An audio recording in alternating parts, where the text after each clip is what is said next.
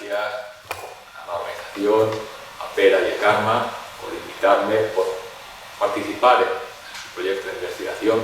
Para mí hoy es un día muy especial. Regreso a la Universidad Autónoma de Barcelona, universidad donde me doctoré hace unos años.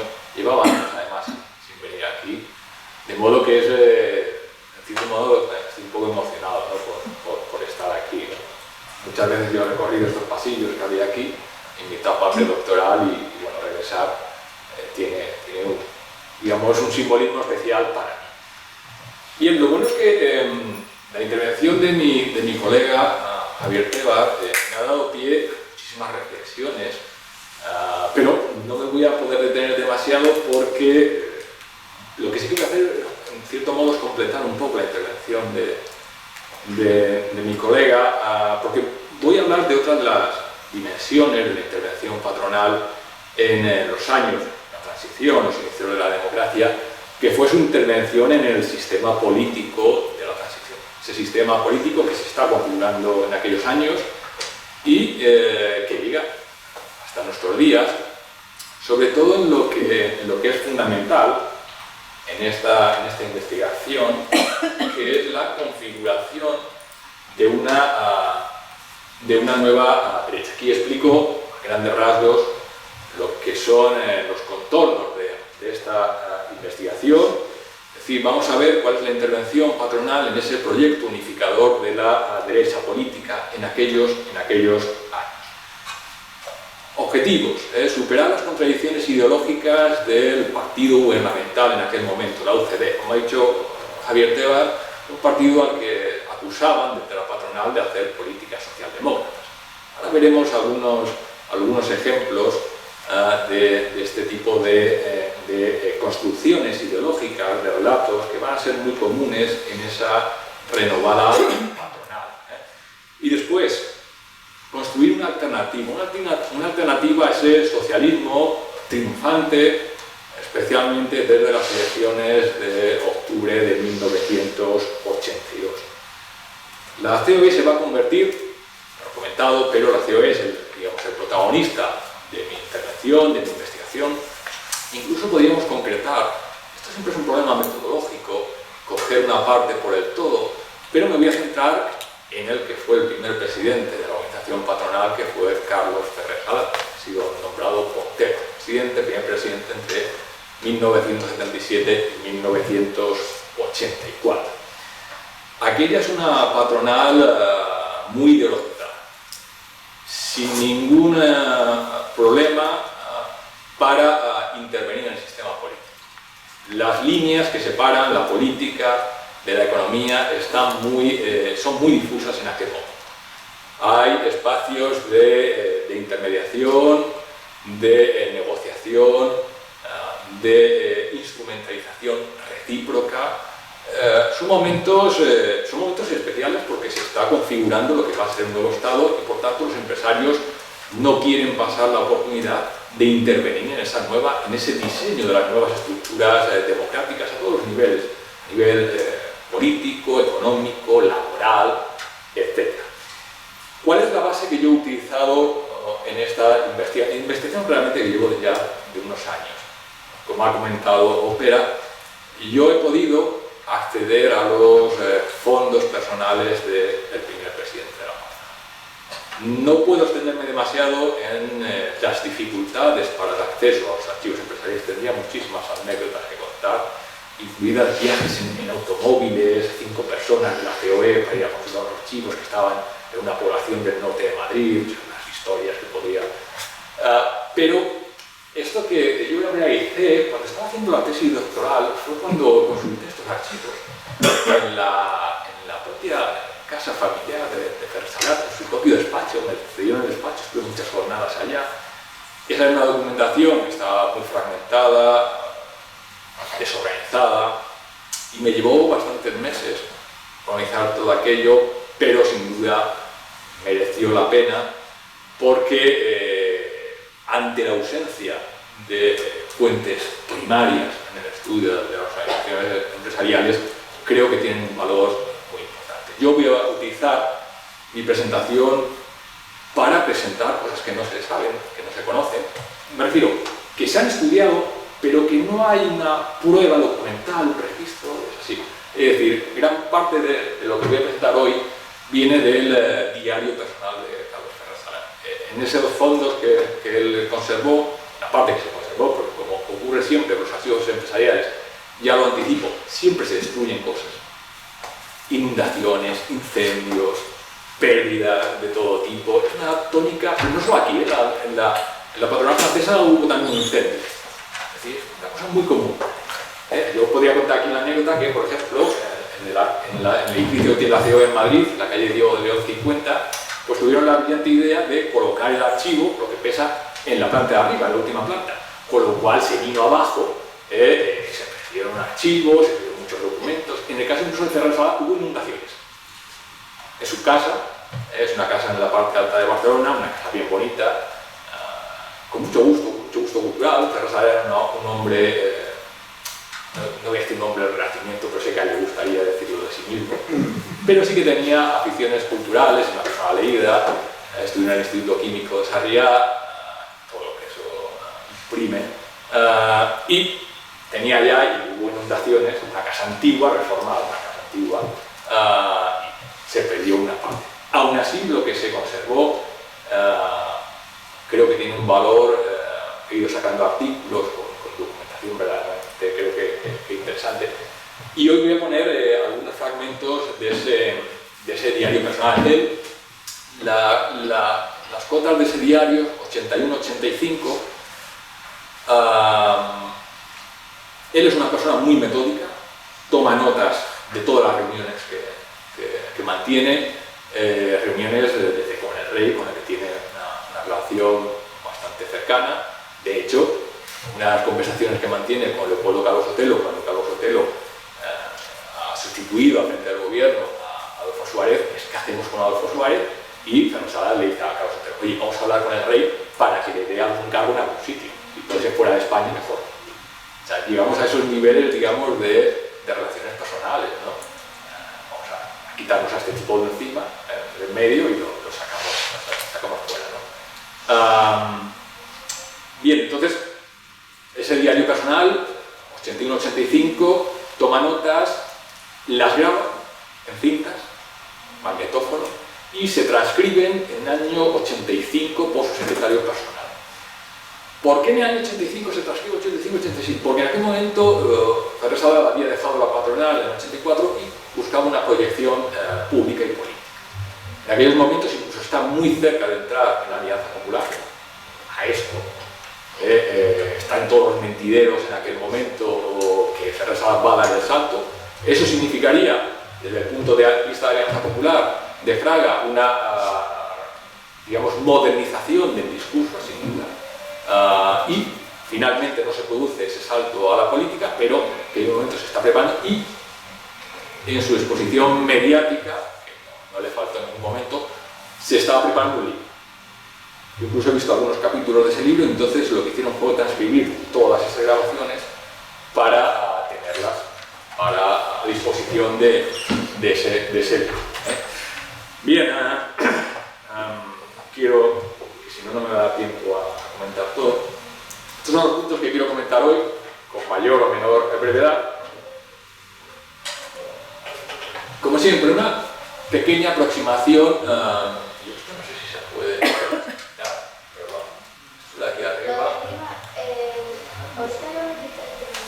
Bueno, más que nada es por no tapar a mi querida Ángeles González, sé que vea esto y se queje después.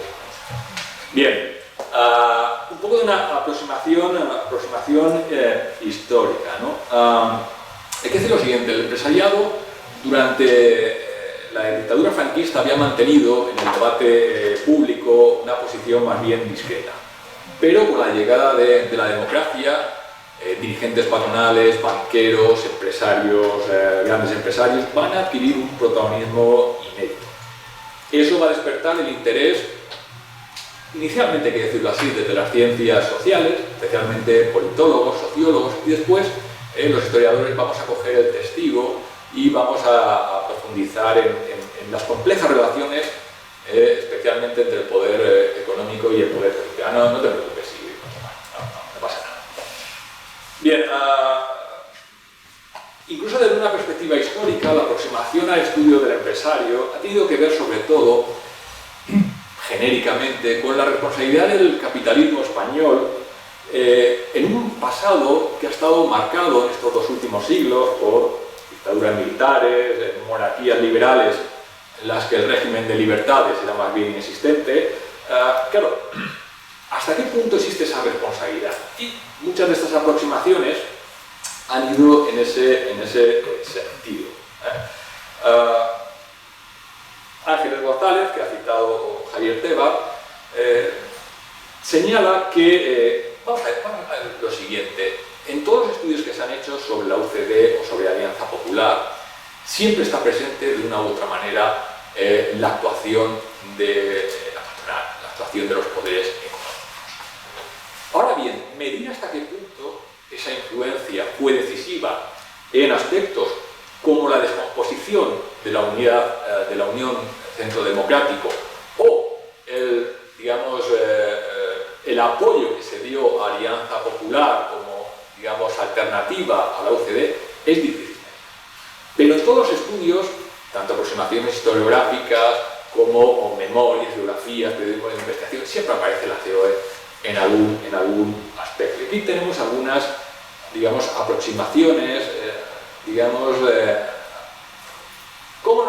cómo hemos, digamos, interpretado estas relaciones. Por ejemplo, la COE se convirtió en un actor de naturaleza pública sin precedentes en España. Digo esto porque Cabrera y Fernando del Rey son historiadores, digamos, de una de las líneas interpretativas en las que, digamos, reduce la responsabilidad del empresario español en esa historia jalonada de pocos avances y muchos retrocesos, ¿no? Lo cito, pero incluso ellos, digamos, asumen que la COE se convirtió en un actor de naturaleza pública sin precedentes en España. Aquí tenemos a Carmen Molinero, en uno de sus últimos artículos, señala cómo los dirigentes de la COE participaron activamente en las operaciones dirigidas a cambiar el rumbo de la OCDE con la confluencia de esta en una gran derecha con Alianza Popular. Bien.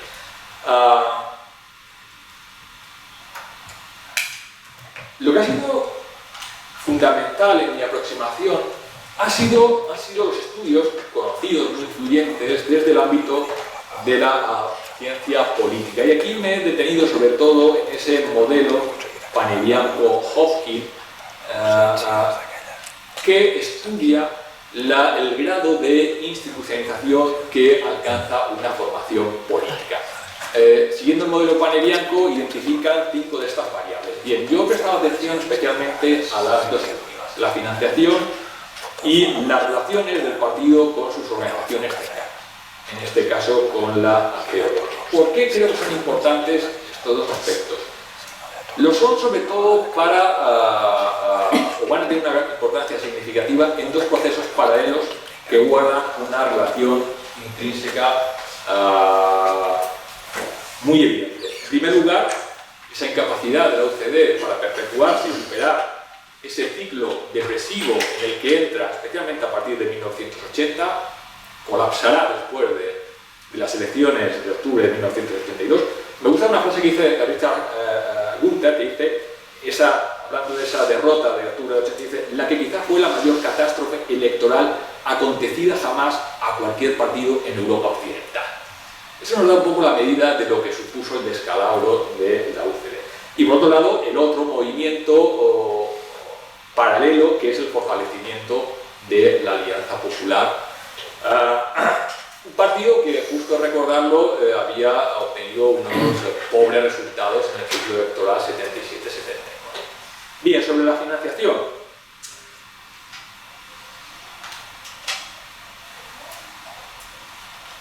Esto lo voy a comentar a continuación. No tengo aquí nada de la financiación, pero quiero decir un par de cuestiones. Se ha comentado desde algunos de estos estudios que a partir de 1981 la patronal comenzó a retirar sus fondos a la UCD en ese movimiento de aproximación a Alianza Popular. Yo debo decir que ese cierre del grifo del dinero, aparece por ejemplo en las investigaciones de Richard Gunther o de Hopkins, la documentación no muestra que cesase la canalización de esos fondos. Por ejemplo, uno de los apuntes contables de esta documentación, ciclo 81-83, cuando supuestamente ya había bajado o había sido eliminado esa financiación, en realidad la UCD recibió, según estos apuntes, en esos 3 años, más de 3.000 millones de pesetas. 3.182.800.000 pesetas. Poco más de 3.000 millones. Alianza Popular recibió la mitad, 1.551. Convergencia y Unión 100. El PDP de Óscar Alzaga, 53 millones. Es decir, es importante tener en cuenta que pese a todo, no cesó. E incluso una de las reuniones que mantiene Ferrer Salat, después habla de esta reunión si tengo tiempo, dice: nuestra posición quedó clara. Se reunió con los dirigentes en aquel momento de UCD, con Landelino Lavilla, etc. Nuestra posición quedó clarísimamente manifestada a favor de una coalición de UCD con Alianza Popular. Sin embargo, no nos opusimos a un apoyo económico, aunque se presentaran por separado. Esto lo comenta al inicio de la campaña electoral de las elecciones de octubre del 82. Lo que sí que confirman claramente los documentos es algo que se sabía, y es el papel central que desempeñó tanto la COE como intermediaria de esos fondos. Los fondos no venían de la COE tenía una tesorería mínima, dependía de las aportaciones que van a pero sí que actuó como broker, es decir, intermediario. ¿De dónde venía el dinero? El dinero venía de bancos y especialmente de empresas eléctricas. Donaciones y créditos, a menudo no reembolsables. Hay que decir lo siguiente: hoy en día conocemos un poco más el tema, o se ha legislado la financiación de los partidos, pero en aquella época hay un vacío. No hay límites, o hay pocos límites a las aportaciones privadas a lo que es el funcionamiento ordinario de los partidos. Hay algunos límites más cuando hablamos de financiar campañas electorales, pero son bastante laxos. En todo caso, esta posición de intermediario fortaleció la institucionalización y el reconocimiento de la COE ante sus bases, y sobre todo lo convirtió en un grupo de presión clave ante los poderes públicos. Por ejemplo, esto no lo tengo, pero ahora voy a poner otros fragmentos. Una nota de Ferrer Salat confirmando la necesidad acuciante que tiene también Fraga. Dice: el señor Fraga viene insistentemente pidiendo 300 millones de créditos a los 7 grandes bancos. Los 7 grandes le concedieron por fin los 300 millones de pesetas de crédito. Se supo que a fondo perdido. Se confió, designó al señor Termes, presidente de la patronal bancaria en aquel momento, para realizar dicha operación. Creo que el crédito fue concedido la semana del 23 de marzo de 1981, probablemente el 24 de marzo. No voy a extenderme demasiado, o simplemente decir que la documentación muestra la financiación. Lo que sí que sabíamos, por este tipo de aproximaciones, investigaciones, la prensa, efectivamente es así. Por ejemplo, incluso para cubrir las espaldas de los partidos, los bancos también daban créditos que teóricamente se tenían que retornar. También había esa parte de financiación, pero en las notas aparece manuscrita: a fondo perdido la diferencia que no se recupere con los fondos de la administración al estar registrados. Pólizas a 180 días, interés 9,50. Es decir, ¿por qué? Porque una vez que se producían las elecciones, la administración pagaba en función de los escaños. Aquella parte incluso que no se cubría, formaba parte de las donaciones. Hay que decir una cosa: si echamos cuentas de la financiación que aparece en esos apuntes contables, sobraba dinero. Porque la verdad es que la UCD, por ejemplo, la selección del 77-79, recuperó gran parte del dinero de las campañas electorales, por el número de escaños conseguidos. Yo no he profundizado dónde pudo ir esa parte del dinero, pero desde luego, si uno echa cuentas, en fin. Otra cosa es un indicio claro también del control que tenía. La contabilidad interna de la Alianza Popular la tenía en la mesa Carlos Ferrer Salat, pero vamos, hasta lo que cobraba el personal de limpieza. O sea, un nivel de exhaustividad verdaderamente sorprendente. existía un control. Bien, algunos apuntes también sobre esa renovación de esa nueva patronal. Claro, en esta estrategia de apoyo empresarial se hizo necesaria una reformulación teórica de los fundamentos para sostener la intervención de los medios económicos en el sistema político. Es muy importante, sin duda, lo que está sucediendo en Estados Unidos. La victoria de Ronald Reagan va a mostrar el camino. Es decir, la idea es que la experiencia norteamericana, después de que Reagan llega a la Casa Blanca, viene a demostrar que sin teoría conservadora no podía haber movimiento conservador. Hay que decir que en aquellos momentos, en los años 70, el conservadurismo estaba bastante desprestigiado. Casi se consideraba una subcultura. Pero va a pasar a ser apreciado cultural y filosóficamente gracias a los intelectuales conservadores que crean ideas y las transmitían. No voy a hablar aquí del famoso informe a la trilateral de 1975 de Huntington y compañía, pero es un ejemplo de esa reformulación de los valores conservadores. Esto está muy presente en la renovación ideológica de la patronal. Aquí tenemos algunos ejemplos del equipo de asesores muy cercano al presidente de COE, cómo están, digamos, reelaborando teóricamente los nuevos fundamentos de ese apoyo a las nuevas derechas. Se quiere construir una nueva derecha. La antigua derecha saben que no tiene atractivo a nivel electoral y hay que reformularla. No se desecha lo tradicional, se renueva. Es decir, no es una renovación desde cero. Se aprovecha aquello que es interesante. ¿Qué piensa Carlos Ferrer Salar del rol que deben jugar los empresarios en aquel momento? Esta es una nota muy interesante de abril del 82 que lleva el título de La futura organización política de España. Aquí queda claro, hay unos ciertos tintes corporativistas en la idea que tiene Ferrer Salar sobre el papel de las organizaciones intermediarias o intermedias, aquellas que tienen que hacer de cauce entre la ciudadanía y el poder político. Esto es muy corporativista y aquí aparece claramente cuál debe ser ese papel.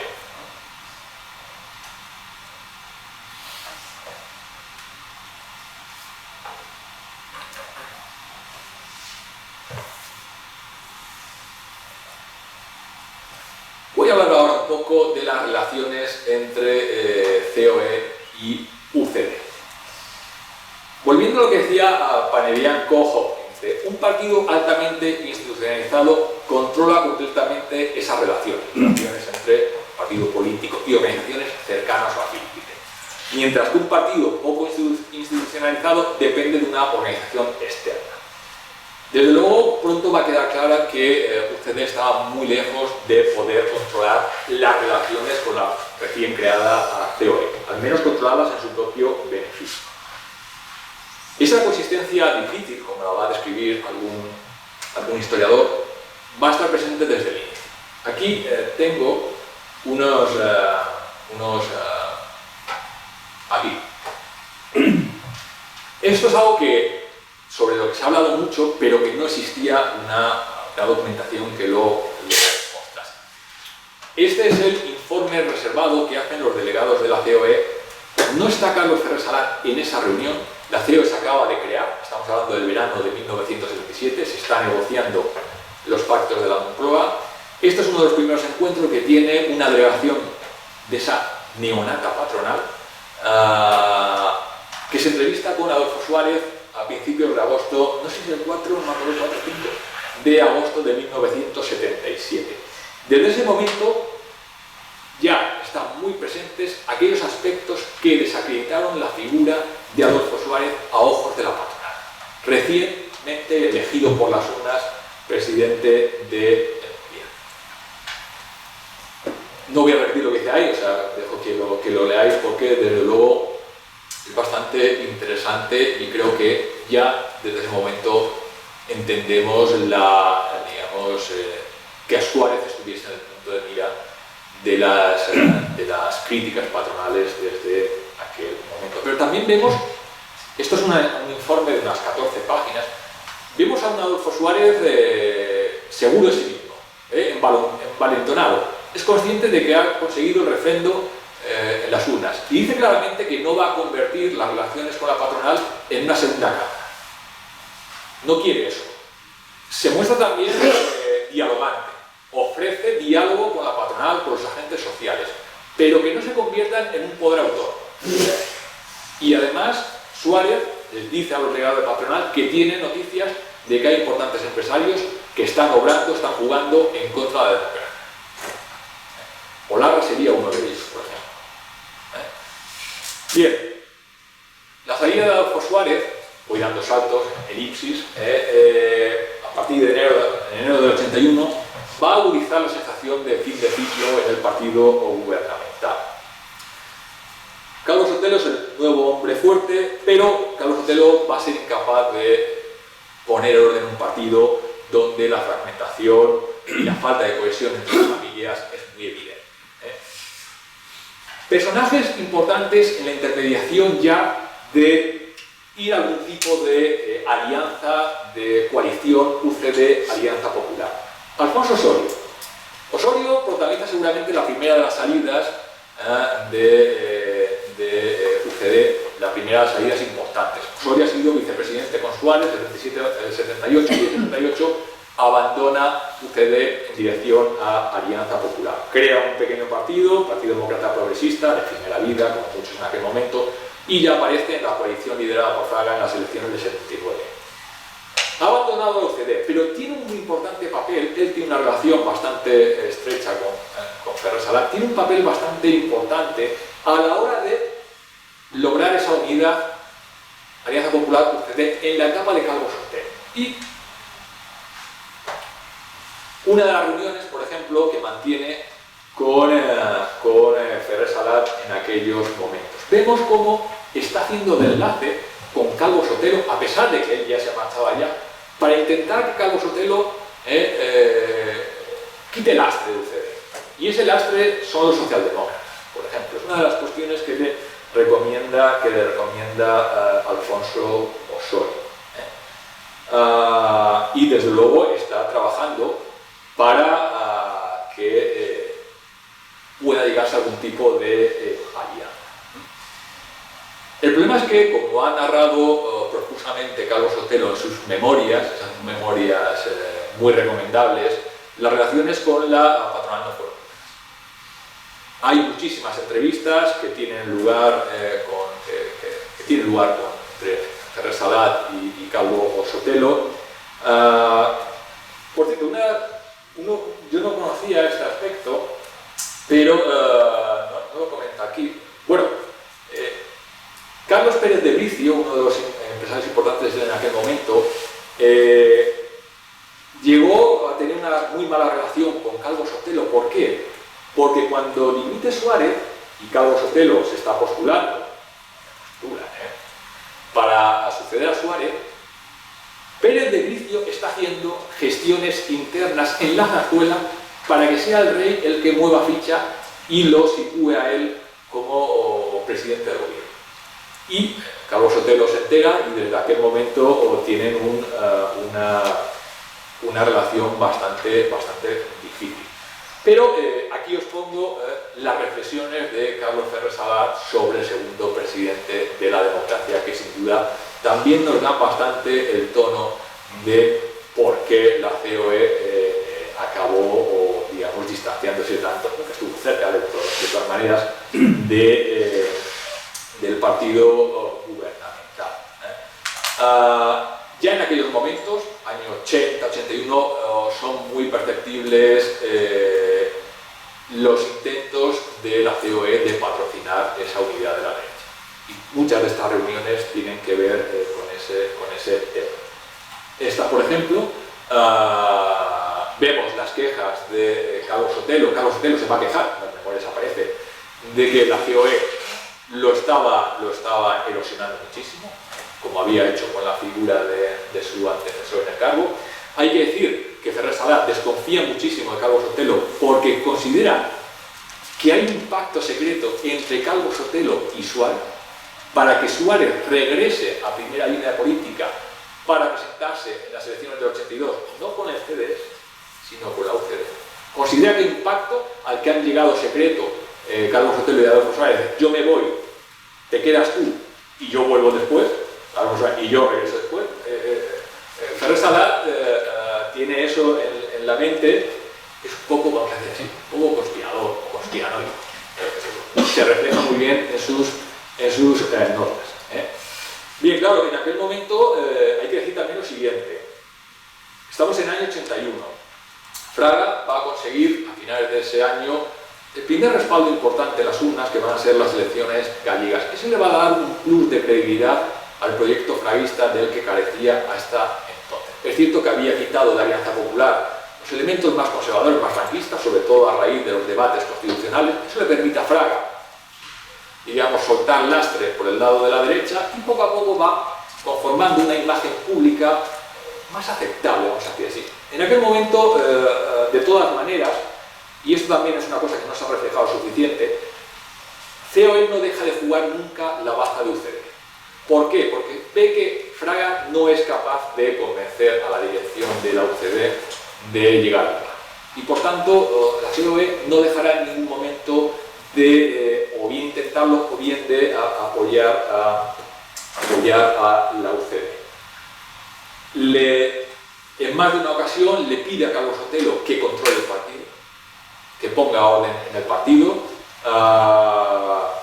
Y aquí, por ejemplo, vemos una de las estrategias que enseña Carlos Ferrer Salat para realzar la imagen de Calvo Sotelo, que ha ido deteriorándose con el tiempo. En eso no llega a 2 años de presidencia del gobierno.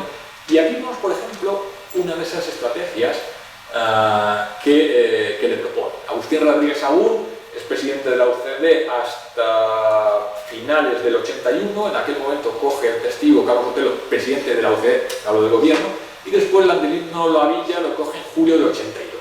Con todos ellos se está intentando llegar a algún tipo de pacto, pero además nunca deja de jugarse la baza de la UCD. Eso también justifica que nunca se cortasen los esfuerzos.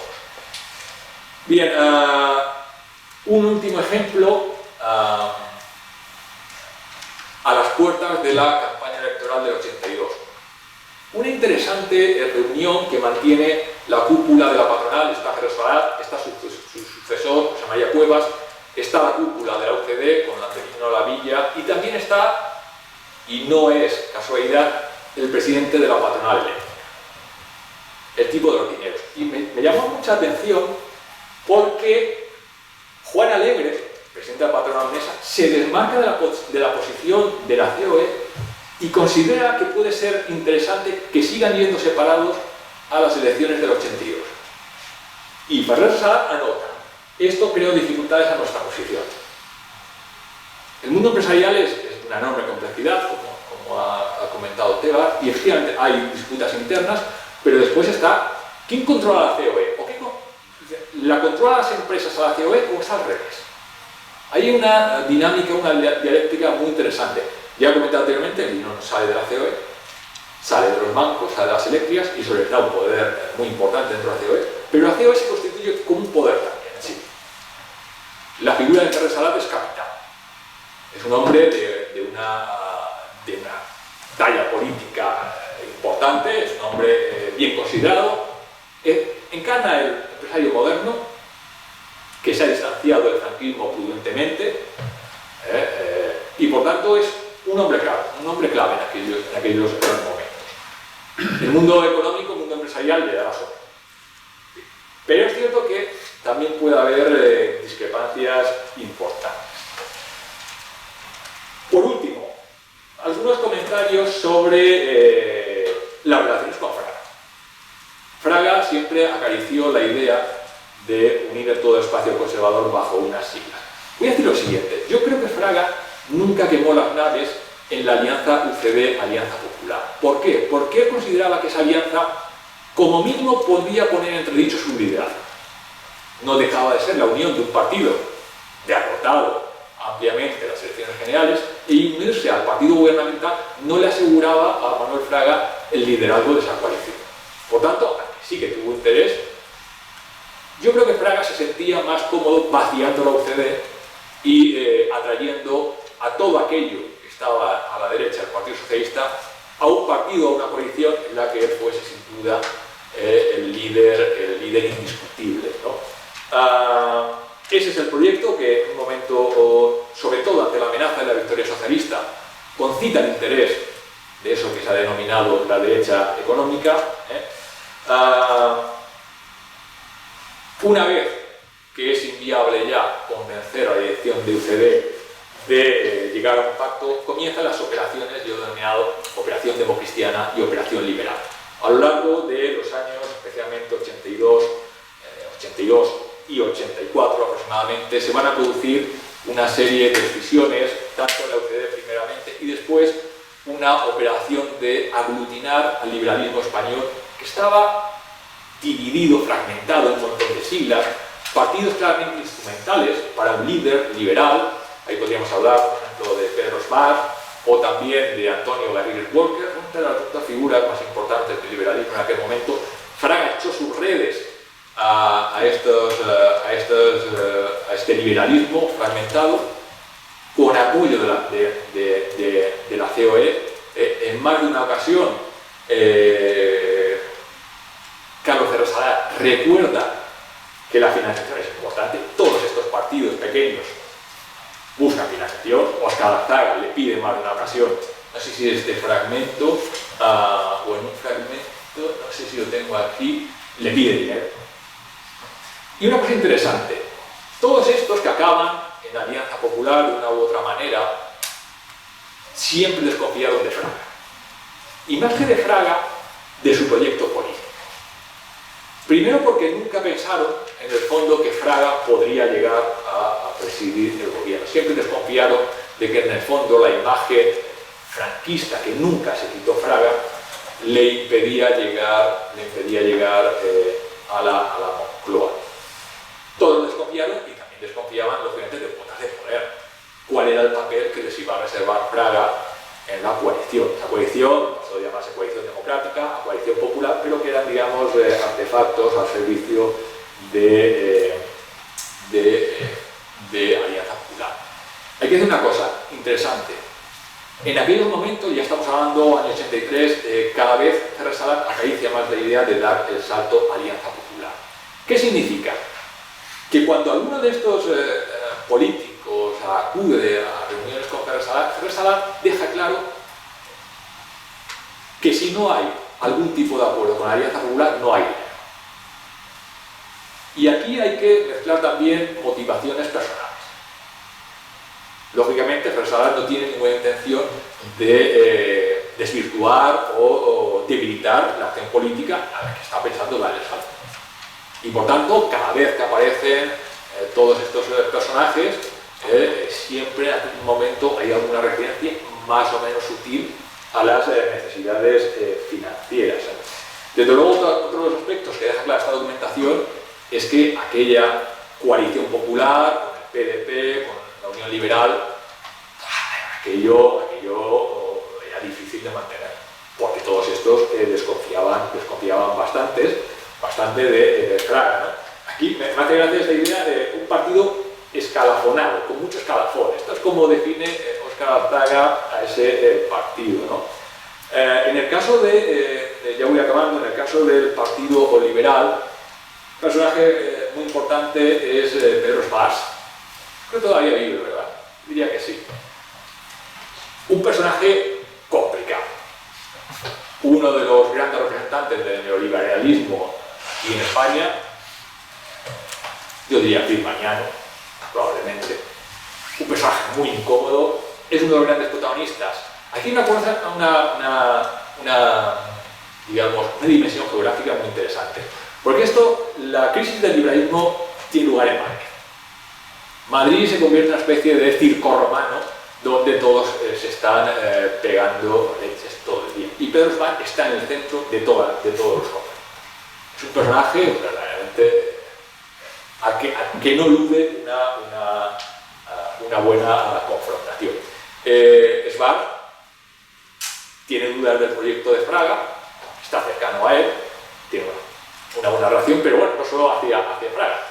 De los demócratas cristianos no tiene ninguna buena opinión. Aquí creo que lo comenta, a veces parece que el PDP solo subsiste por dos razones: porque sirve de receptáculo de los dineros distribuidos por la CDU alemana y porque sirve de presión a los derechistas más tradicionales para mostrar su descontento con la marcha. Lo que es importante, creo que lo he comentado con un compañero, estos partidos también recibían financiación exterior y los demócratas cristianos de la Fraga recibían dineros de la Fundación Adenauer, recibían dineros de CDU. Bien, por último, ya la última referencia. Hay que cerrar, lógicamente, con la Operación Roca, para cerrar este ejercicio. En plena disolución del Partido Democrático Liberal de Garrigues Walker, una parte de estos liberales se van a ir de la mano de Miquel Roca en aquello que se llamó la Operación Roca, en torno al nuevo partido al que se llamó Partido Reformista Democrático. Se buscaba romper el bipartidismo ya emergente en aquel momento entre la Alianza Popular y el Partido Socialista después de las elecciones de octubre del 82.